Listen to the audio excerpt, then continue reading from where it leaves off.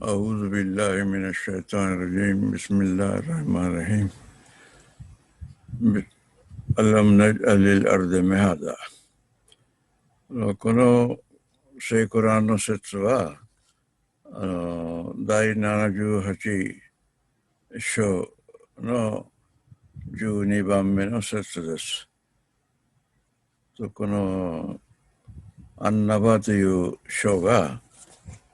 この第30部のこれ聖コランの第30部の一番初めの章です。この意味は前も何回も言ってるように我々はこの大地を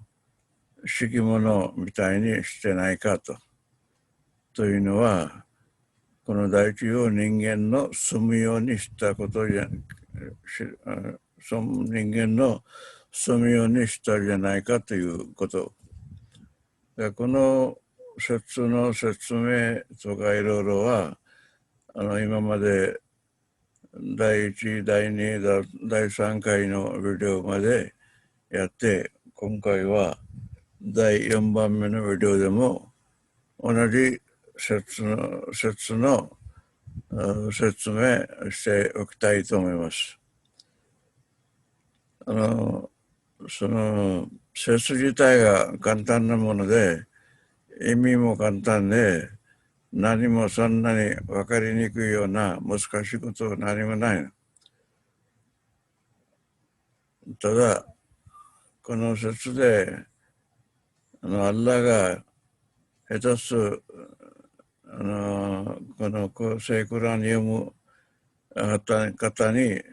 質問してるの。アラムナジャリルアルダメハダ。我々はアッラはこの大地を人間の住むようにしてないかという。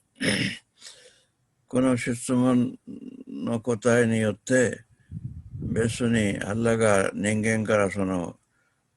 答えを聞いて喜ぶわけじゃなくて何もアッラに人間答えても答えなくても構わないからアッラには関係ないけどただ人間にこういうことを考えなさいという意味なの。アッラがそういう大地を作ってそこで人間住むようにしたということはちょっとどういうわけなのかそれを考えてみなさいというために質問みたいな形で我々をそれを考えるべきだと思ってます。ただ意味は簡単で分かりやすいけど意味だけじゃなくてこの内容に対して考えなさいという意味でここでその内容に対して詳しいことはあまりないけど聖クランの他のところでその第44章ハーミムセッダという章その章の第8から第11までもうちょっと詳しくこの大地のことを今の質問の答えは見つかります。とそこで何言ってるかとそこの9番目の説で聖コランで書いてあるのはقل أئنكم لتكفرون بالذي خلق الأرض يومين في يومين وتجعلون له أندادا ذلك رب العالمين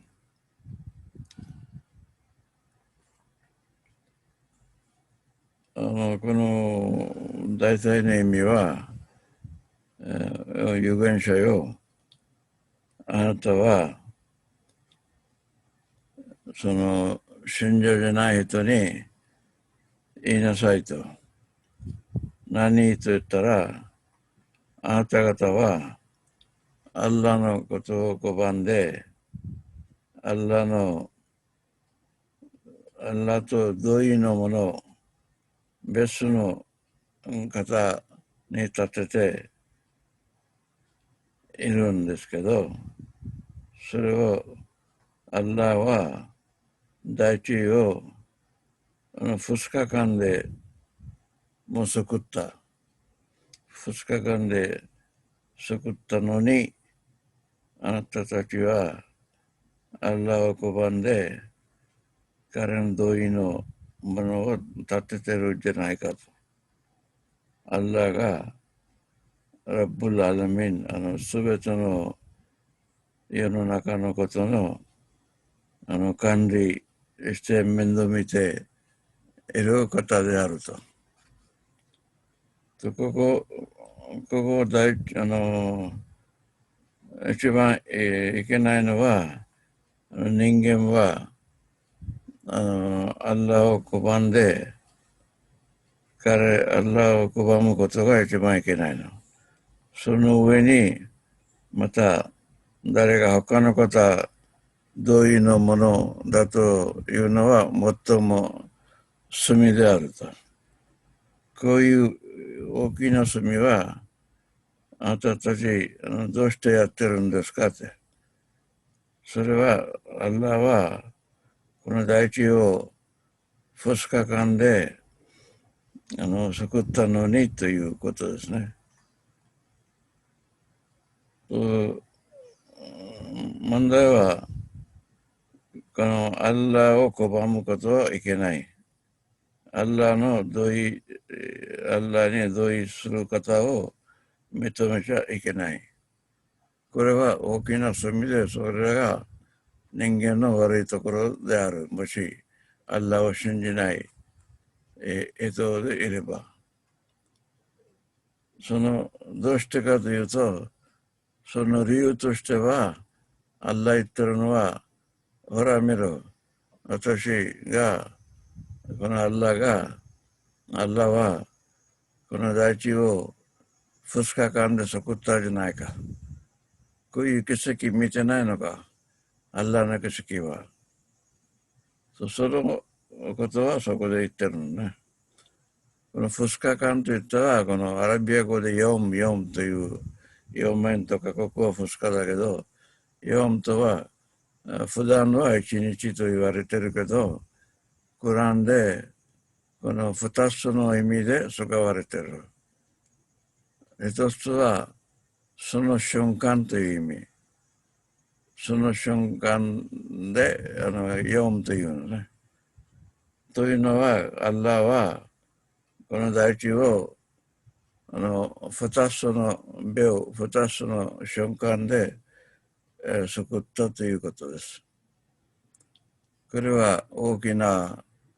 大変なことで、他の誰もね、救れることないだろうと。そういう力のある神を信じないで、お前たちは、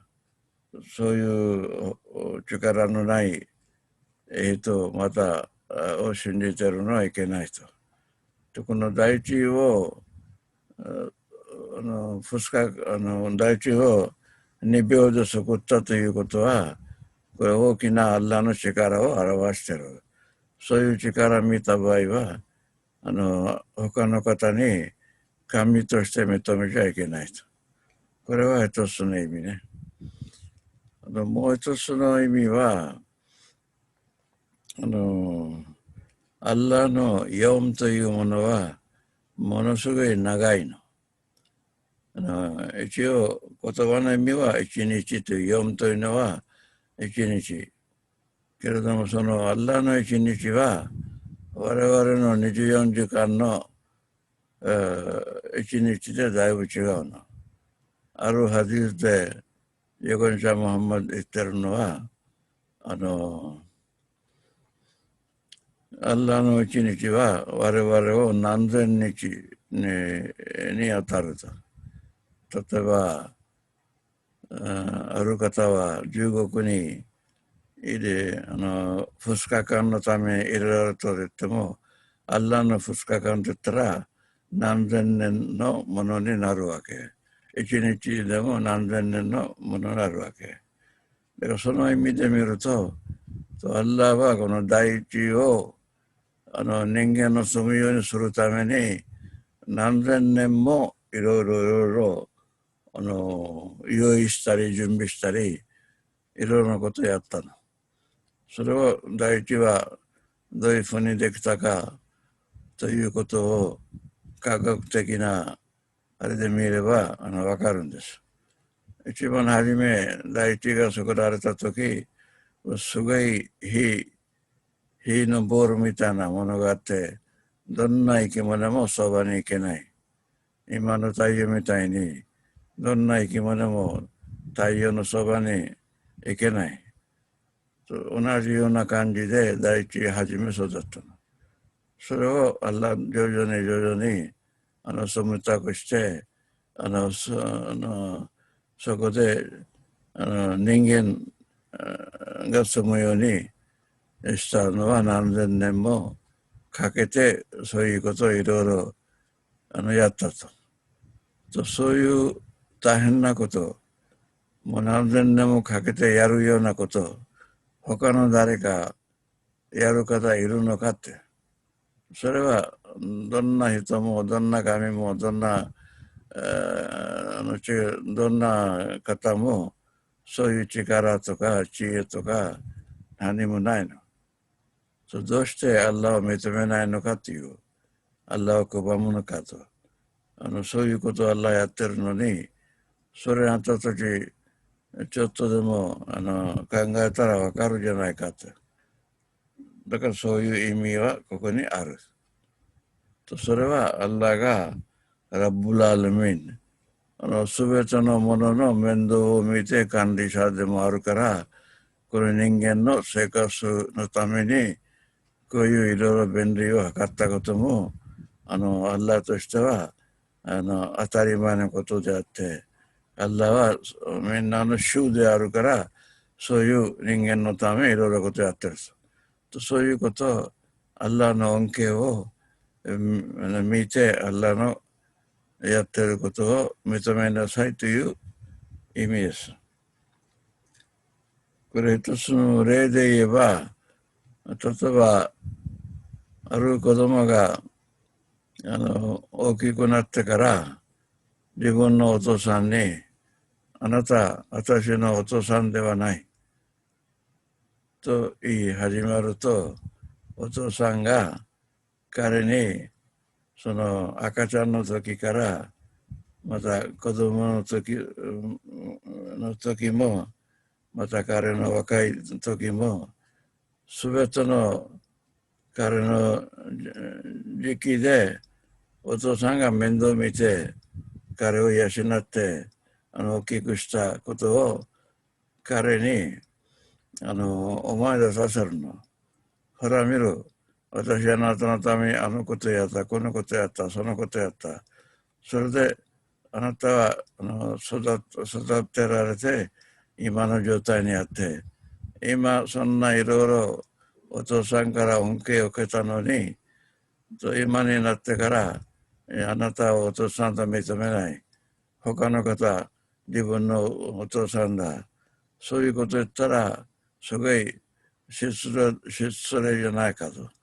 自分のお父さん見なさいと。だからそういう感じで、ここ、アッラーが、神様が、いろいろ恩恵、人間に対して、やった恩恵のこと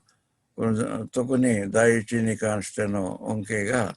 一つ一つ、述べてるの。これは、これやった、あれやった、これやった。そういう形で、今一つ言ってるのは第一の救ったことで、この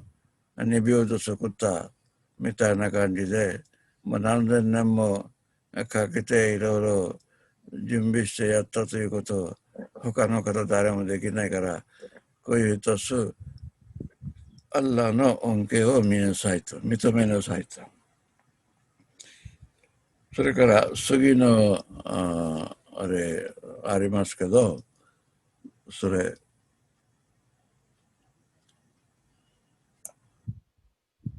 これから次のセットで、そう言ってるね。وجعل فيها رواسي من فوقها وبارك فيها وقدر فيها وقدر فيها أقواتها في أربعة أيام سواء للسائلين この意味は、この第一作っただけじゃなくて、その第一に山々を植え付けた。それからこれにいろいろ恩恵のもの、人間の役立ったものをいっぱい入れた、大地の中に。それからこの中に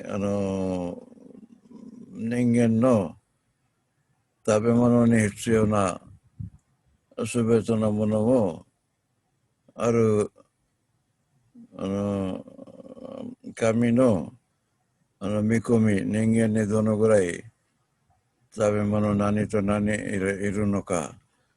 そういう神の見込みによってそれも入れた。こういう全部のことをフィアラバータアイアン4日間でやったと。サワーレサイリンとすべての生き物の必要なもの全部に対して彼らに必要なもの全部揃ったと。こういうことをこの説で言ってる。それ詳しく一つ一つ一部一部説明すると、一番初めはوجعل فيها رواسي من فوقها とこの大地にアッラタラが山々は作ったと、植えていたと、植え付けたと。でこの山をあったから人間に何と何便利なのか、それに対してクランに他のところもいろいろ説いっぱいあるの。それをそのモディ先生もあらゆるところ全部山によって人間生活どういうふうに便利になるか、そういういろいろ説明もあるの。けど今その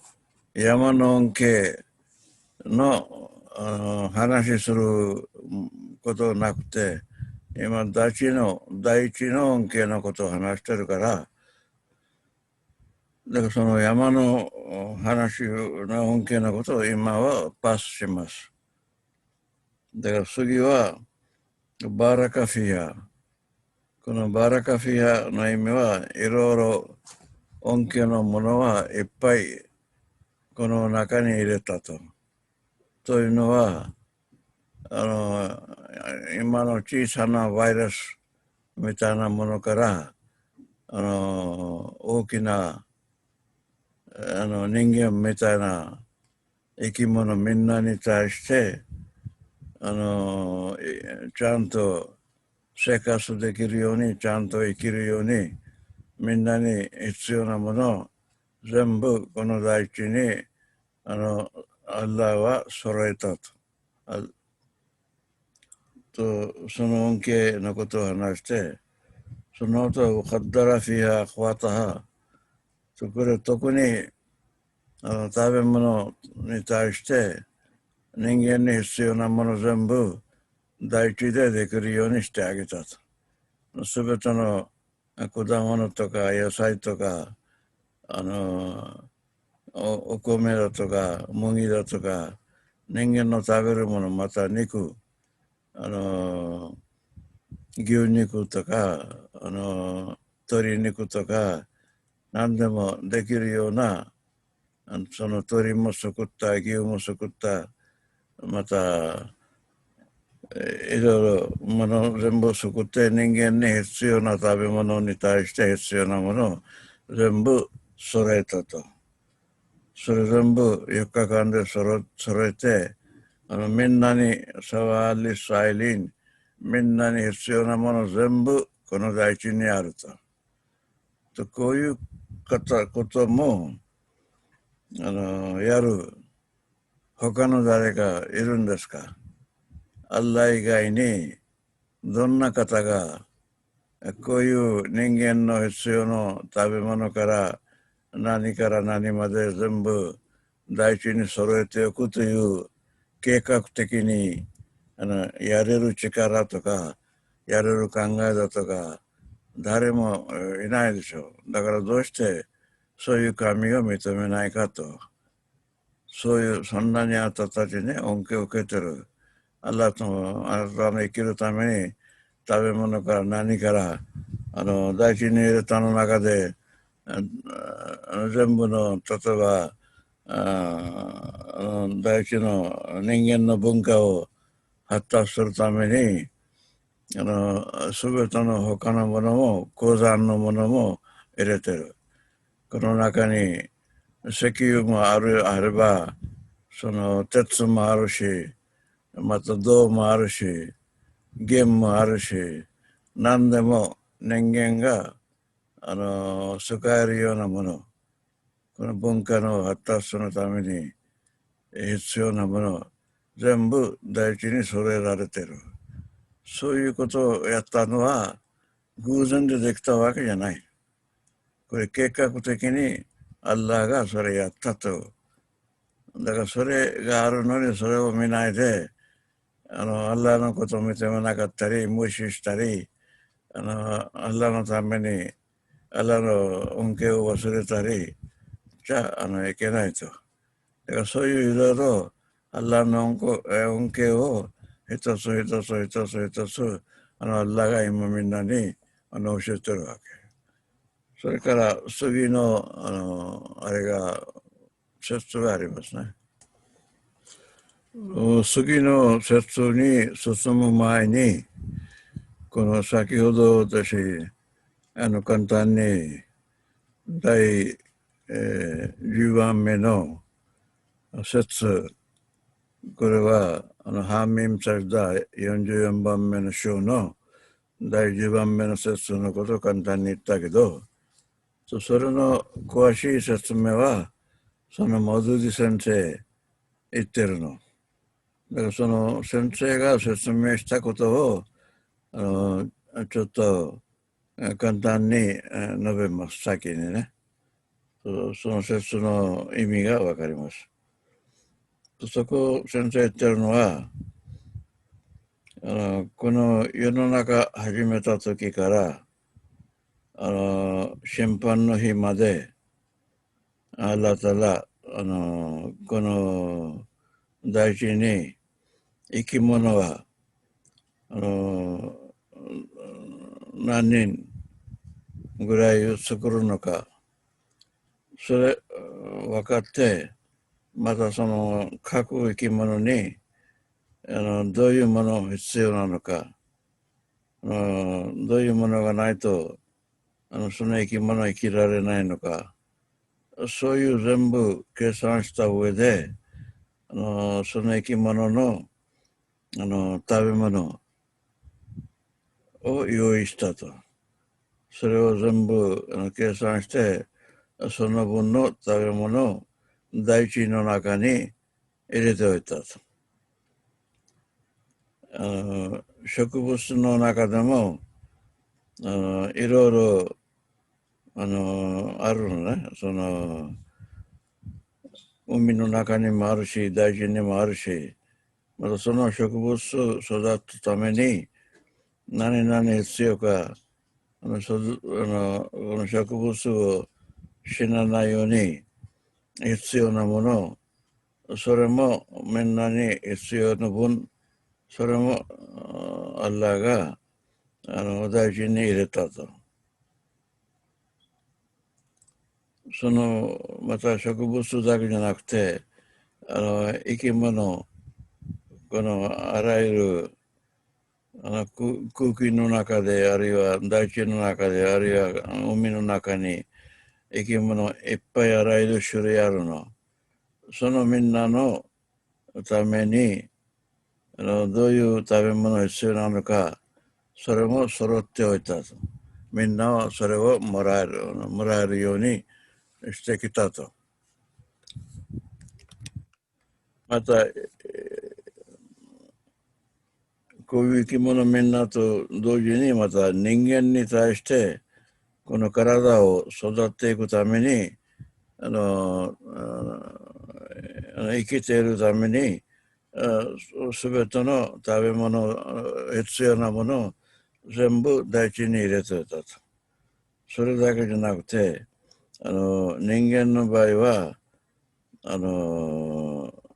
すごい美味しいもの欲しいとか、あらゆる注文が多いの。だからそれも考えた上で、全部、この、大地で人間生活、生き物生活できるようになってから、もう大地終わるまでの分が全部アッラーがその中に入れたと。こういう計画的なことを神はやったということは、この説の意味ですね。それから次の説ね。次の説で言ってるのは、ثم استوى إلى السماء وهي دخان فقال لها وللأرض ائتيا للأرض ائتيا طوعا أو كرها قالتا أتينا طائعين。これもものすごい大事な説であって、この中でこの宇宙全体の作りの問題から、アッラーはどういう順番で何をやったか、そういう宇宙全体と大地と太陽と全部の話は簡単で入れてるわけ。そこでただの翻訳だけ、言えばどういうことかといったら、この大地のことを全部やって、その後またアッラーがこの天の方を向いて、そこにドハンという煙があったの、もともと。だからそのもともとあと煙に、煙の時、その天にあるすべてのものと、また大地、天にあるすべてのものだったら、そのいろいろ星とか太陽とか、お月だとか、そういう全部天にある星、太陽も含めて、それと大地、それ全部に対して命令したと。何命令したと言ったら、もう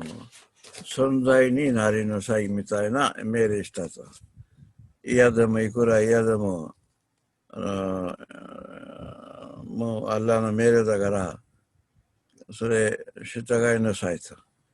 嫌とか好きとか関係なく、命令は命令でちゃんと従いなさいと。それで、その両方という意味は、大地と、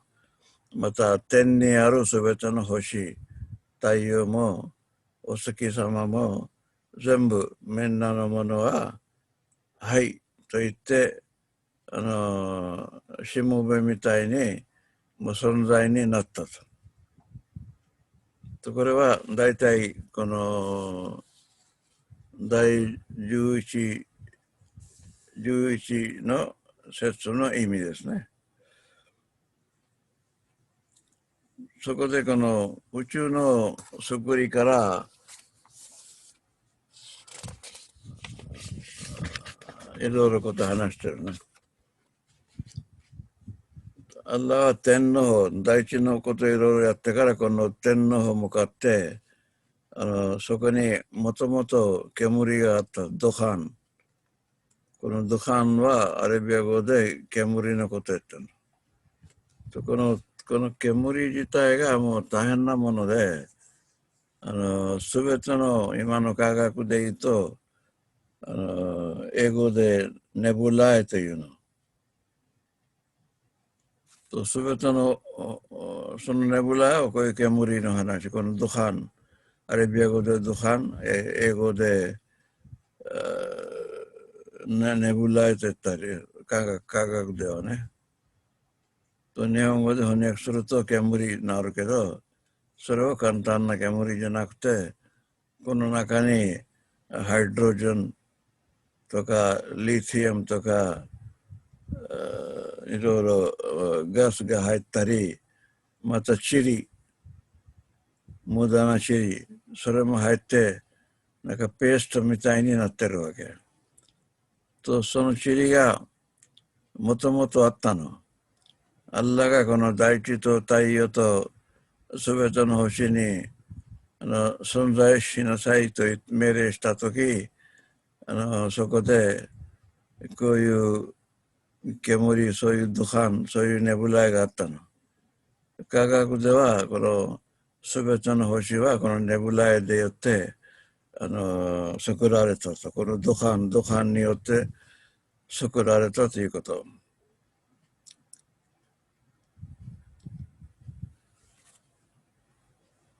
もともとこのドカンがあったということは、このネブライがあったということは、これもともとあったって言ったら、これもともとどこからあった。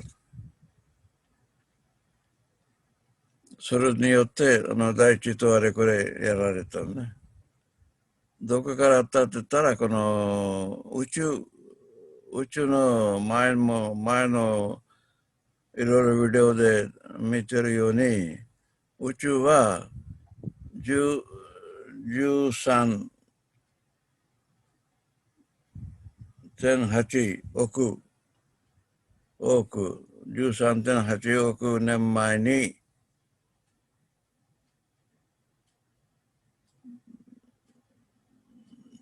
作られた。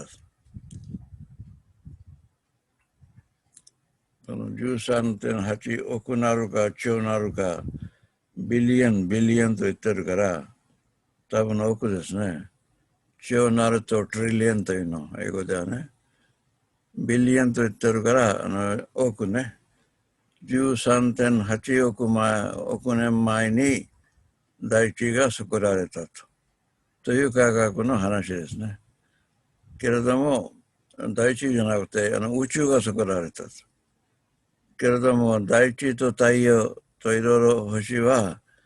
すぐその13.8億年前じゃなくてその後7億年はこの大地も太陽も何もなかったの。宇宙作ってから7億のギャップがあってその7点正確に言うと7.3億年後に大地と太陽は作られたと。宇宙と大地太陽の作りの間に7億年のギャップがあるわけ。どうしてアッラがこれ宇宙と一緒に全部大地も太陽作らなかったか、そのどうしての答えは今誰も知らないの。けどそういう離れギャップがあったことだけ科学で分かってる。どうしてこうなったかと誰も分からない。それは神のそういうし、何か理由があってやったはずですよね。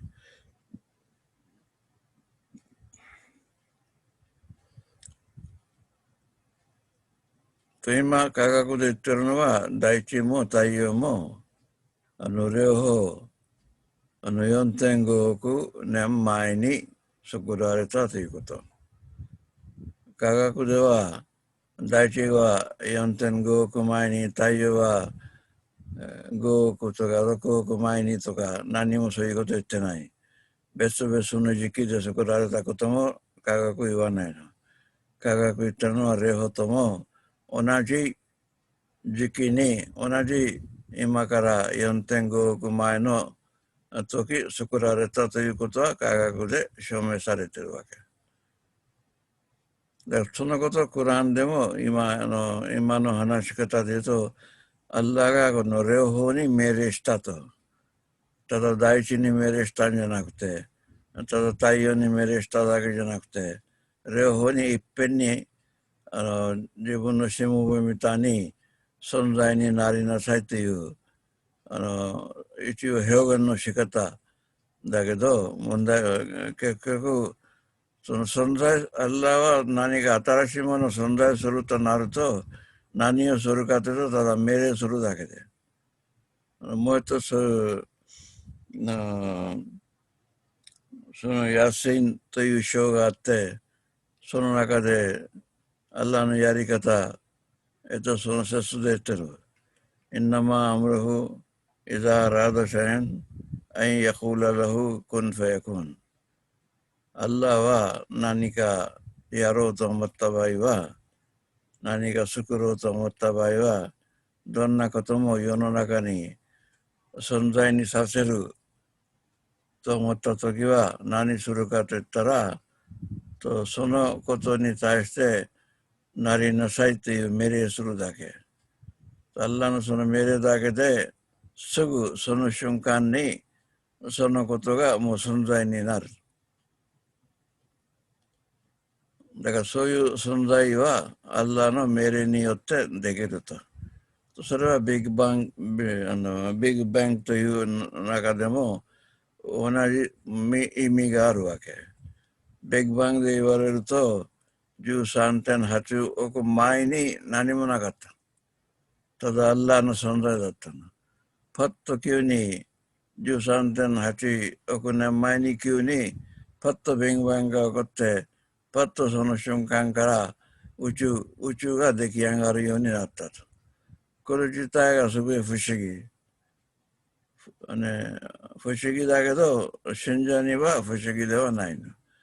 それは神の意志、アッラーの意志が 13.8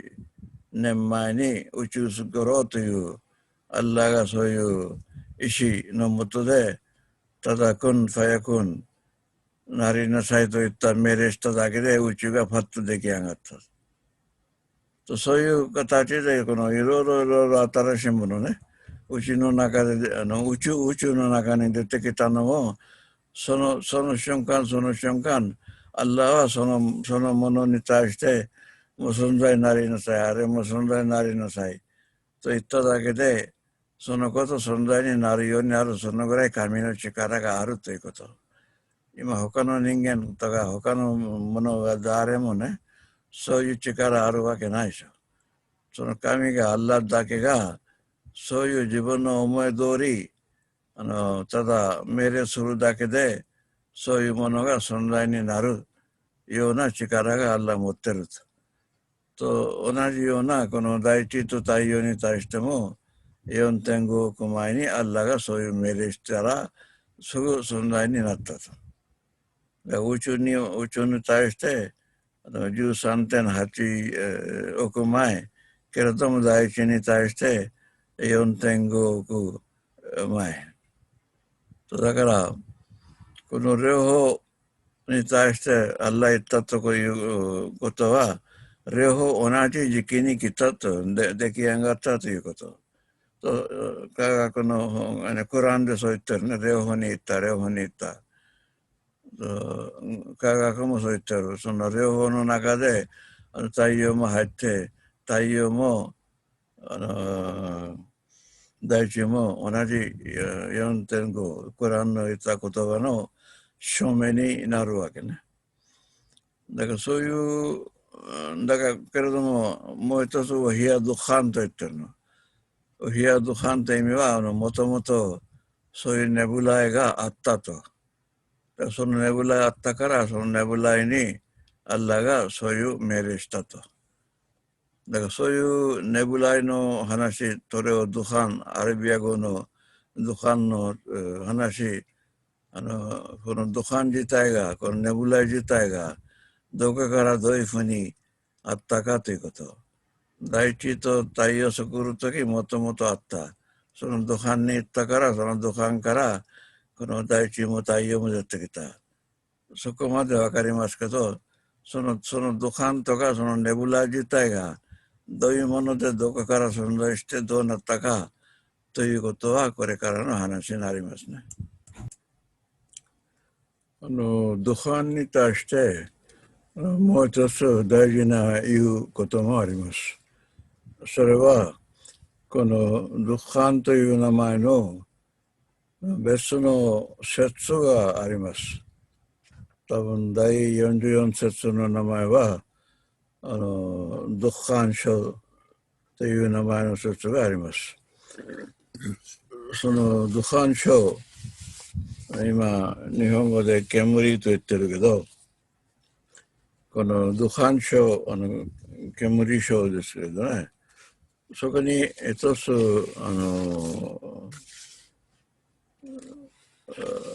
つ説あるのは、فارتقب يوم تأتي السماء بدخان مبين。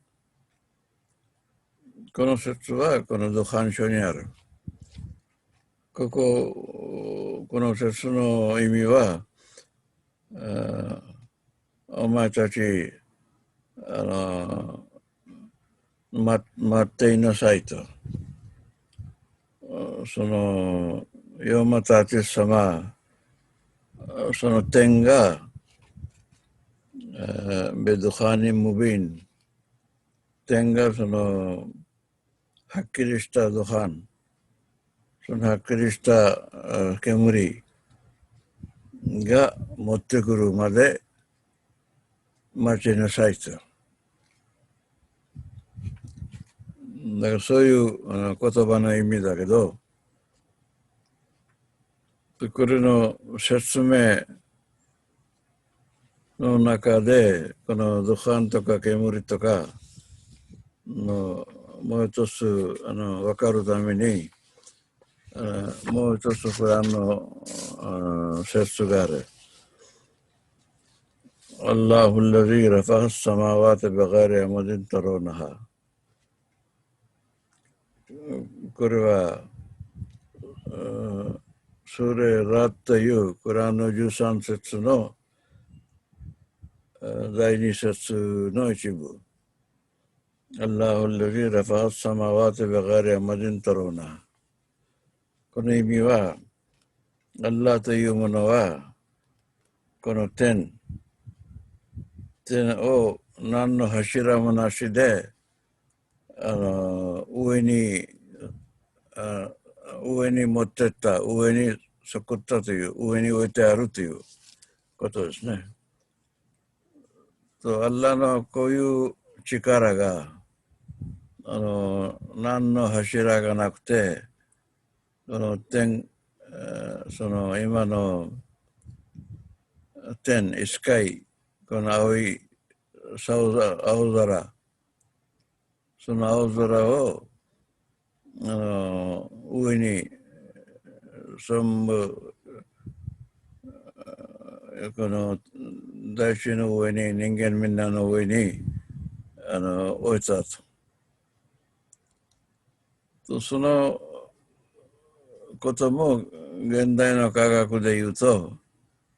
この柱なしで今の青空どういうふうにできたということは、アッラーはそれを何も柱なしでそういう点が存在していることも、アッラーの力と大事さと、アッラーの知恵と、あれを全部現れていることはアッラーが言ってる、コランの中で。それを科学的な説明で言うと、結局この上にあるのは、青空は全部ドハンの集まりです。その煙の集まりです。そのドハンという煙はものすごい軽いの。例えばなんか子供の遊んでるバルーンの中でドハン入れて大きなバルーン作って、そのバルーンが例えば大地ほど大きなバルーン作ったとしても、中に全部ドカンのガスが、煙が入れて、それの煙によってそんなでっかい色、バルーン作っても、それの重さは、ちょっと何キログラムだけ。そんな軽いものは世の中ないの。軽いもので、ドカン自体が軽いものであるから、ずっと上に上に上に行っちゃうのは当たり前なの。だからそういうドカンの性質あるから、そのドカンが全部青空の方がいて、青空自体がそのドカンの集まりだということです。その煙の集まりだということです。けれども、審判の日には、それ、コランにまた、イザサマウンシャッカッ、イザサマウンファタラといういろいろ言葉は、第30章にあります。第30部にありますね。そこの意味は、この青空は全部食われてしまう。審判の日は全部食われてなくなるんです。なくなるまでコランで言ってるけど、その後そのドカンがどうなるかというと、それは今度先ほど言ったスレドカンという章の中にあるこの説で言われているファルタヒビオマトアティスサマイボドカンにムビン、その青空がそのドカン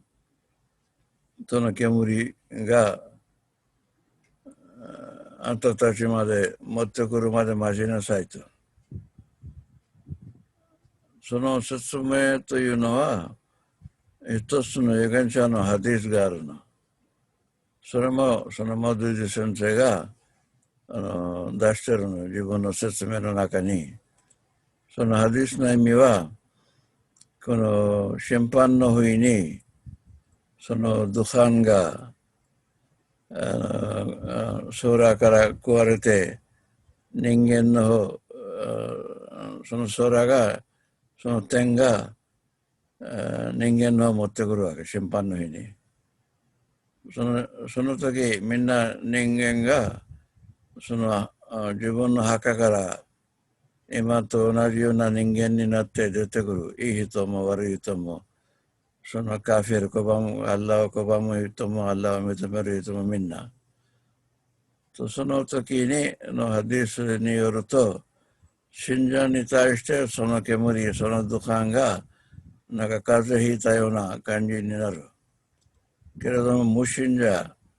アッラーの力もアッラーの存在も認めなかったに対して、その煙が彼らの体のすべてのところから出てくるわけ。耳からも鼻からも口からも、またおしっこする場所からも、お便する場所からも、人間のあらゆるところからそのドカンが出てくるようになると。それはものすごい痛み、ものすごい痛み。その痛みはものすごいあるから、その日まで待ちなさいとアッラ警告してるの。もしあんたたちはアッラを認めないで無信者にずっとなるんであれば、最後に審判の日にあんたたちはこういうドカンの懲罰も受けるだろうということ。またこの懲罰はその墓から出た途端に出る。普段はこの審判の日があって神様そこで裁いて、悪い人は地獄に行ったり、いい人は天国に行ったり、その裁かれた後の話。けれど今このドカンの場合は、この煙の場合は、その裁かれる日まだ始まる前に、こういう状態に無信者が、その非常に熱み、非常に痛い、この煙の罰数に遭うわけ。そういうこと、そういうハディスであるということは、モディ先生が知らせたの。とそれでドカンの話は一部終わりますね。あとは今までの話の続きです。このドカンというものは煙と言ってるけど英語でネブライ、それどこから出てきたということを考えた場合は宇宙全体の作りのことを分からなければいけない。宇宙でこの膨張していることの考えとまたビッグバンの考えを両方理解すれば、そこからこのドカン、ネブライ、煙、特殊な煙のこともそこから出ていることも分かります。その分かるために一番初め、1922年にある科学者がなんか宇宙を膨張してるという発見したの。1920年で彼はその宇宙の膨張の話を出してから1927年にハッバルという学者が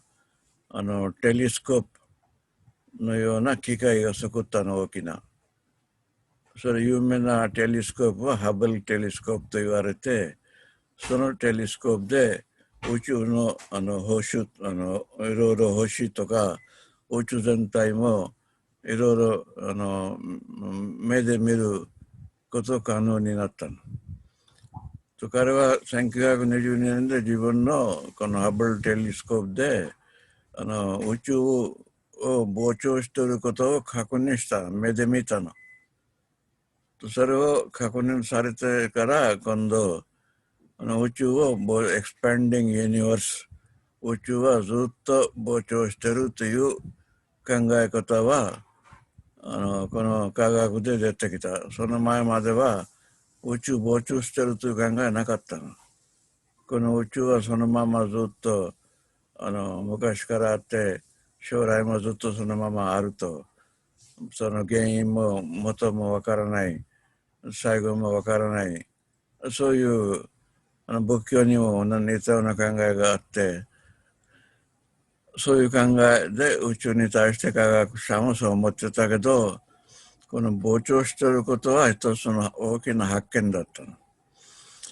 このエクスパンディングユニバース、宇宙を膨張していることによって今度ビッグバンの方も話がいったの。膨張していることを確認したけどもこの膨張は膨張から逆に行くと膨張する前にどうなったかと。膨張してると言ったらどっか始まったわけでしょ。何もなくてただ膨張してると急に膨張して始めたことはありえないと。逆に言ってその膨張する前どうだったかだったとればとどっかこの始まるところがあったという。その始まること何だったかと言ったらもうなんか一般で言うとなんか偶然にパッと急にどっか小さなものからその膨張が始まっただろうと。何もなければ膨張どっから始まるとか、どっかその膨張始まるポイントがなければいけないと。それを科学の言葉でシングラリティというの。そのシングラリティ、この一つのものはそこから全部宇宙が始まったという。それは私たち宗教的に言うとアッラーが神様がそういう宇宙を作る命令出したから、そういう一つのポイントから宇宙を始まるようにアッラーが出したと私たちが言います。そのビッグバンのこともスーレアンビアという章があって、そこの30節でそれを言ってるわけ。でその前にさっき私言った膨張してるということも聖クランではっきり書いてあるわけ。聖クランのスレザリアという章の中にこの言葉があるの。ワッサマバネナハバイディベアイディンはインナラムセウン。我々はその天を作った。自分の手で作った。自分の手で天を作って、ウインナーラムセウン、それを自分たちがそれを我々はそれを膨張してると。広くずっと広くしたりしてるという言葉は聖クランに1500年前からあると。そういう聖クランで先ほど宇宙と太陽同じ時期で出たということ科学であるようなアッラも両方に対して一遍で命令したと。それも科学の発見と一致している。またこの膨張の話もクランね1500年前からあって、ウインナーラムセウンワッサマーバネナハバイディンウインナーラムセウンという説、このザリアツ書の説で我が天というものはその天にあるすべての星、すべてのものが自分の手で作ったと。そのこともまたそれを膨張してると。我はそれを膨張してると。だからそういう科学の膨張の話とコランにこの膨張の話ずっと1500年前からあった。科学の方は今1920年27年でやっと膨張のこと分かった。そのまでは膨張の考えはなかった。それも聖クランにちゃんとあると。ただし今このビッグバンの方の話を言ってるけど、この膨張によってそのビッグバンの話も出てきてるわけ。そのビッグバンの話は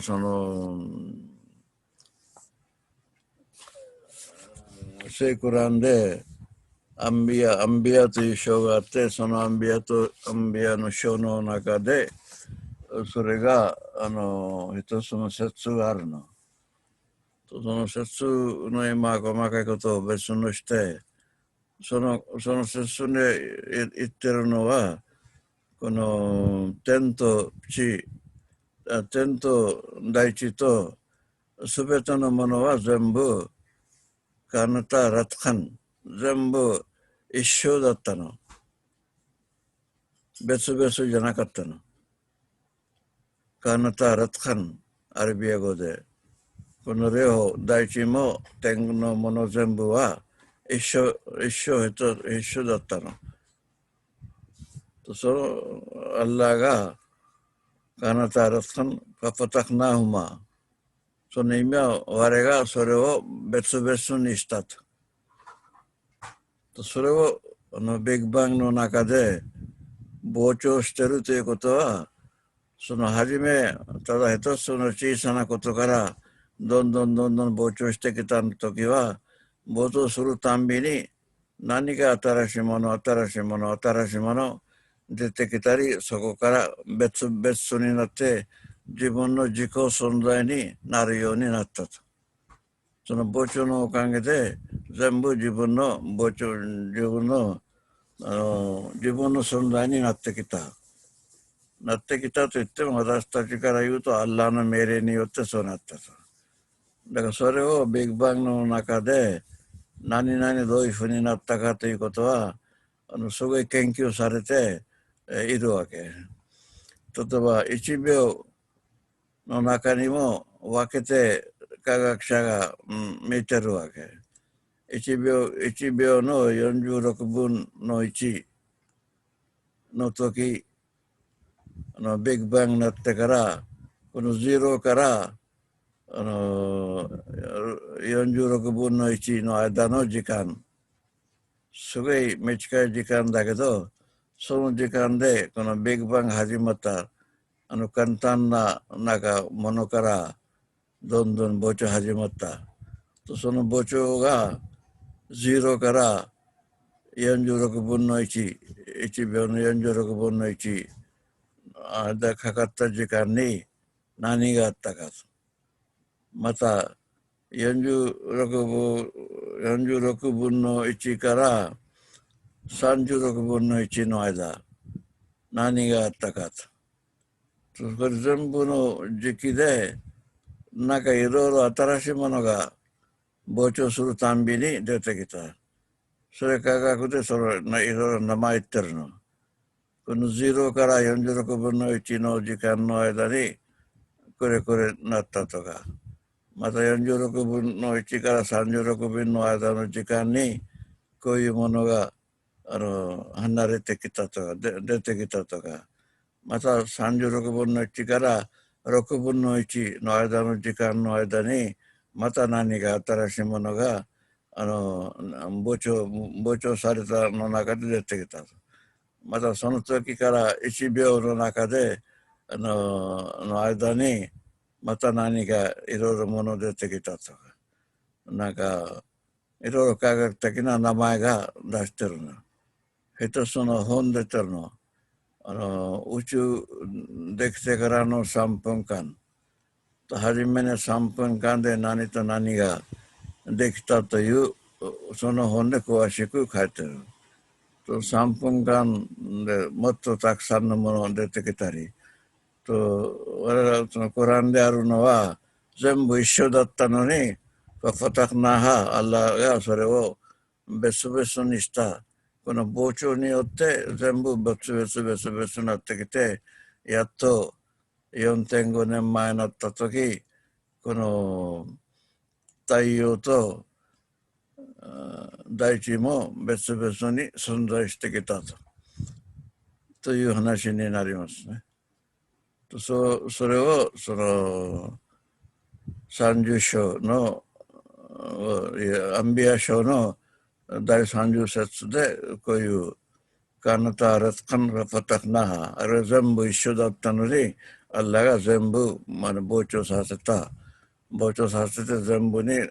自分独立の存在にしてくれた。別々にファファタクナハ全部を分かれたと。一緒から分かれて太陽は太陽で大地は大地でお月様はお月様でいろいろ欲しそうで、その中でその1秒にもいろいろものがあって、また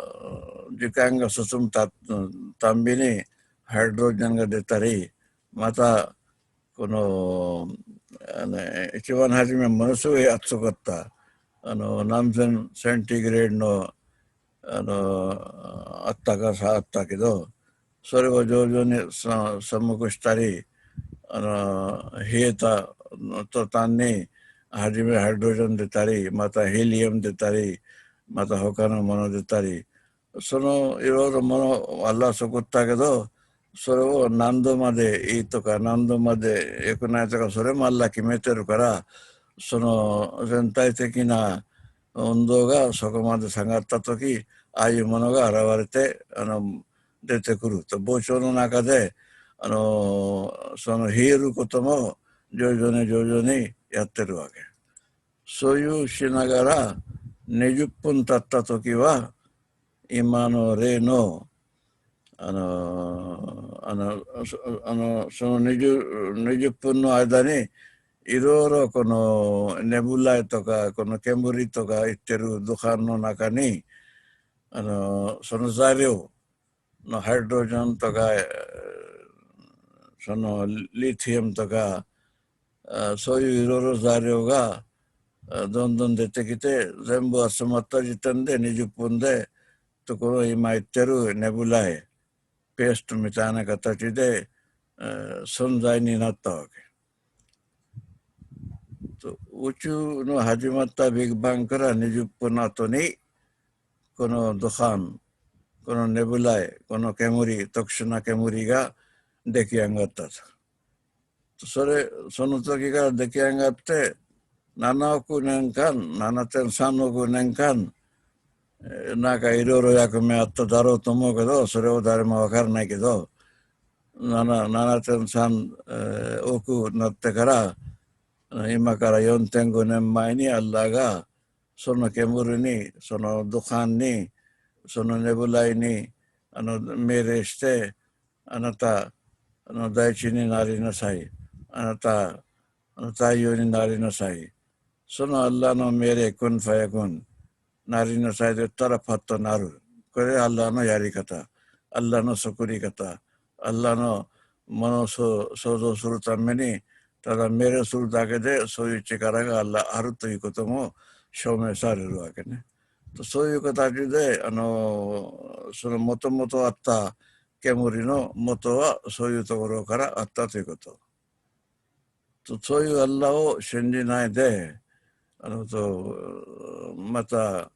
拒んだりしたり、またアッラーの同じ力誰かにあると認めたり、実際誰もないの。そういう力が持ったり、こういう計画的なことをやったり、宇宙を救ったり、大地を救ったり、太陽を救ったり、誰がそんなことできるんですか。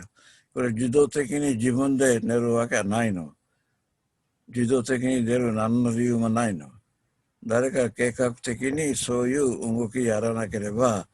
これ何にも太陽星やでまた全部揃ったものは出来上がる宇宙はない、ありえないの。もう一つ大事なことは、これ膨張してるこの1秒の中で何があったかといったら、膨張してどのぐらい膨張したかといったら、1秒全部終わった時0から1なったの時間、その1秒の時間の間に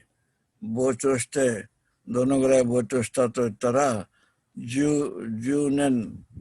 光、10光年ね。この光年というのはライトイヤー。光年という意味は、光は、18、6千、18、6千、18万、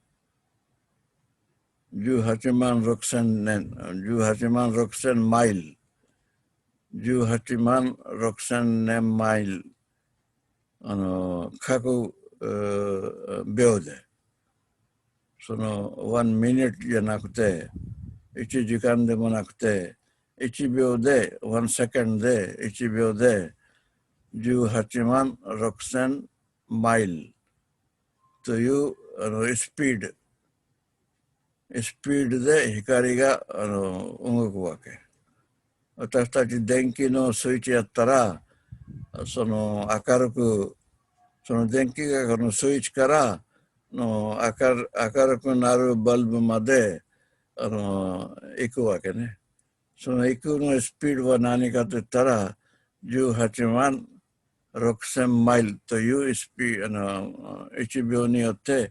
そのぐらいのスピードで光が動くわけ。だからこの点にあるものは、星とから何から全部、こういう光年に計算されてるわけ。1秒の中で宇宙はどのぐらい膨張したと言ったら、10光年。10光年の意味は、1秒で18万6千マイルのスピードで何が飛行機でもあれば何でもあれば、それで1時間でも行けばもう何百万になっちゃうわけ。1年だったらもっと何百万になっちゃう。10年間がそのスピードで、1秒に18万6千のスピードで10年間走った場合は、どのぐらいの距離になるか、その距離分に1秒で宇宙が膨張したということ。1秒でそのぐらい膨張して、今度20分で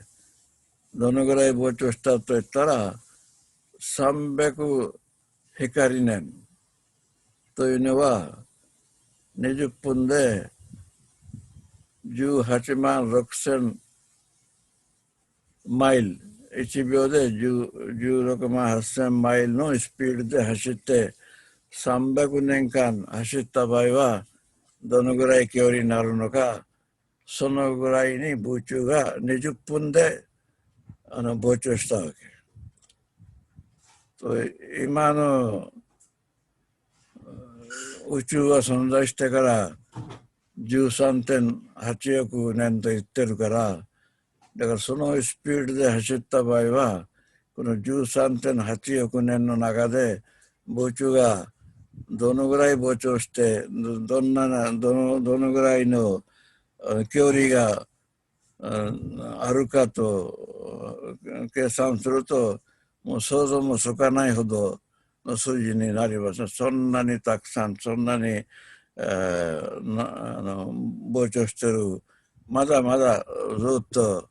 そのスピードで宇宙が膨張してると。だからそういうことも誰が他のアッラー以外にできるのか。だから一番初めこの3つの説の初めてレタクフルーナビッライ、あなたたちアッラーを拒むのか拒むのか、まだアッラーと同意する者誰かを認めるのか。アッラー以外に誰が神がなければこういう全部いろいろ不思議なことはありえない。自動的にやることもありえない。そういう神の存在を認めない限り、この宇宙のこういう動き、こういうちゃんと秩序があって、いろいろものが動いて、こういう形で今いろいろ科学で発見されているものはありえない。だからそのアッラーを認めなさい。またそういう全部のこと、クランであること自体が、これアッラーの言葉であることも意味するわけ。今になって分かってきてるけど、このことはクランで1500年前から書いてあると。そういうもし私たち始まったのはアラムナジェル・アルデメハダという説の説明からアラムナジェル・アルデメハダ、ね、この大地は人間の住むようにしなかったかと。